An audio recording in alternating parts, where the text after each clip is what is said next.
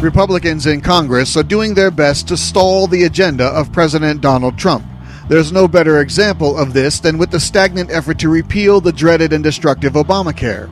It's obvious to anyone paying attention that Republicans simply don't want to repeal it. Not all Republicans, but certainly those entrenched in establishment power, and the big babies like John McCain, who would rather vote against his own campaign promises and the interest of his constituents than help the success of a Republican president.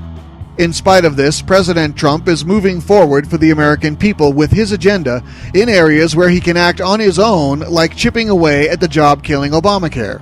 Back in May, the president signed an executive order aimed at strengthening free speech rights and religious freedom for churches and other faith-based groups.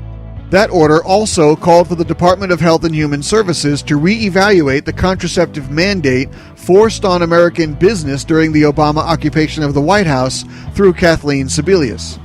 Well, President Trump recently announced that he is ridding the country of Obama's employer contraception mandate.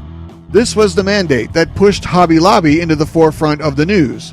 Hobby Lobby is a company owned by Christian people that offered insurance plans that covered many forms of contraception but refused to offer plans with drugs designed to murder a child in its mother's womb.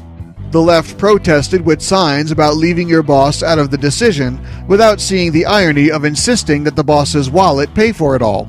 The Obama occupation allowed exemptions for New York City, Exxon, Pepsi, and plenty of other entities that donate to leftist causes, but was bent on forcing Hobby Lobby and even the nuns over at Little Sisters of the Poor to go against their religious convictions. Ultimately, common sense won, and the courts protected these religious freedoms, but the rule remained. Ridding America of Obama's idiotic mandate is definitely a move in the right direction and represents another promise kept by President Donald Trump. Thank you for listening. Don't forget to subscribe and donate at theraywarnershow.com.